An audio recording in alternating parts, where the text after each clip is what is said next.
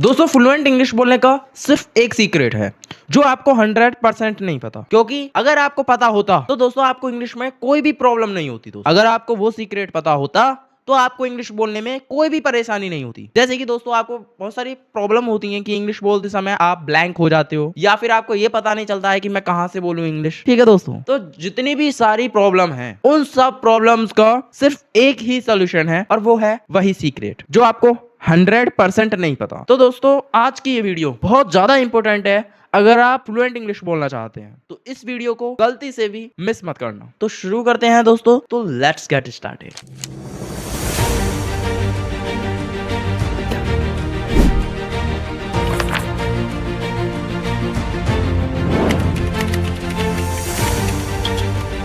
तो दोस्तों वो एक सीक्रेट ये है कि आप थिंक इन इंग्लिश करें दोस्तों, यानी कि जो आप हिंदी में सोचते हो फिर उसको ट्रांसलेट करते हो फिर सामने वाले को जवाब देते हो, जो इतनी मेहनत करता है आपका ब्रेन दोस्तों, उस समय पर आपके ब्रेन को बहुत सारे काम करने होते हैं। ट्रांसलेट करना होता है, दूसरा वो देखता है कि भाई सही शब्द मिले, वो ये भी देखता है, उसको ये भी डर रहता है कि जो मैंने ट्रांसलेट करके दिया है ऐसा ना हो कि वो गलत हो। और दोस्तों चौथा, ट्रांसलेशन में डायरेक्ट हिंदी टू इंग्लिश जब हम ट्रांसलेट करते हैं तो बहुत बार उसमें प्रॉब्लम हो जाती है दोस्तों। पांचवा दोस्तों ओवर थिंकिंग।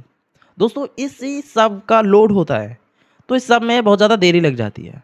ओके दोस्तों, ये तो एक तरीके से एक फिल्टर है आपके दिमाग में जो कि आपकी फ्लुएंसी को रोकता है। ठीक है, मतलब कि एक जो होता है ना कि डायरेक्ट वाला जो मामला होता है ना, डायरेक्ट बनता है, वो चीज़ नहीं है इसमें। ठीक है दोस्तों, तो इस चीज़ को हटा दो, ये एक अलग है, ये एक ट्रांसलेशन ट्रैप है दोस्तों। तो दोस्तों इस सब में बहुत ज़्यादा देरी लगती है, तो अब बात करते हैं हम कि आप थिंक इन इंग्लिश कैसे करना शुरू करोगे। जो हमने सीक्रेट बताया था ना, वो सीक्रेट है थिंक इन इंग्लिश। दोस्तों जो भी फ्लुएंट स्पीकर्स हैं वो इसी तरीके को अपनाते हैं। थिंक इन इंग्लिश ये है जैसे कि आप हिंदी बोलते हो, ठीक है, आपकी अगर मदर टंग हिंदी है तो आप जैसे कि हिंदी बोल रहे हो तो होगा क्या, आप हिंदी में ही सोच रहे होंगे और हिंदी में ही बोल रहे होंगे। ठीक है, वहाँ कोई फिल्टर नहीं है। इसी तरह का सेम आपको इंग्लिश में करना है। ठीक है, इंग्लिश में भी हो जाएगा। ठीक है, लेकिन तरीके थोड़े से अपनाने पड़ेंगे, वो तरीके ही मैं रिवील करने वाला हूँ जिससे कि आप थिंक इन इंग्लिश कर सकें। तो पहला, जो भी चीज़ें हैं उनको इंग्लिश में नेम दो। ओके, डायरेक्ट इंग्लिश में नेम दो उन्हें। ठीक है, जैसे कि अपने आसपास देख लो, जैसे कि भाई ये माइक है, ठीक है, ये टेबल है, ये सोफ़ा है, ठीक है दोस्तों, ये वॉल है, ये कर्टन है। अब देखो जैसे कि ये वॉच है, ठीक है, अब मैं इसको घड़ी नहीं बोल रहा हूँ, ना ही घड़ी सोच रहा हूँ, मैं डायरेक्ट नेम दे रहा हूँ। ठीक है, चीज़ों को आप भी नेम देना शुरू करें डायरेक्ट इंग्लिश में। ओके दोस्तों, कोई हिंदी नहीं, हिंदी को बीच में मत लाओ, हिंदी तो बिल्कुल अलग है। आप इंग्लिश बोलने जा रहे हो तो इंग्लिश में ही सोचो ना। इंग्लिश में सबसे पहले नेम देना शुरू करना है। दूसरा, यानी दोस्तों अपने आप से इंग्लिश में बात करना शुरू करो, डायरेक्ट इंग्लिश में, हिंदी नहीं। जैसे कि सुबह उठ के बोलो, इट्स टाइम देखा आपने, ओके इट्स 7 AM, डायरेक्ट बोलो इंग्लिश में, कोई हिंदी नहीं दोस्तों। I need to brush my teeth, then I will have breakfast, today I have college at 10, let me check my bag. दोस्तों ये जो है ये कोई पागलपन नहीं है, यही है इंग्लिश थिंकिंग ट्रेनिंग जो आप अपने दिमाग को देना शुरू करोगे। यानी कि जो भी आप बोलें अपने आसपास और जो भी आप करने जा रहे हो उन सबको भी इंग्लिश में, डायरेक्ट इंग्लिश में बोलना शुरू करो। ठीक है दोस्तों। तीसरा दोस्तों, जो लोग सबसे ज़्यादा इग्नोर करते हैं और वो है इंग्लिश कंटेंट कंज्यूम करो। बिल्कुल दोस्तों, अगर आप चाह रहे हैं कि इंग्लिश में ही सोचना शुरू कर दें तो उसका एक परफेक्ट सॉल्यूशन ये होता है कि आप ज़्यादा से ज़्यादा इंग्लिश को सुने।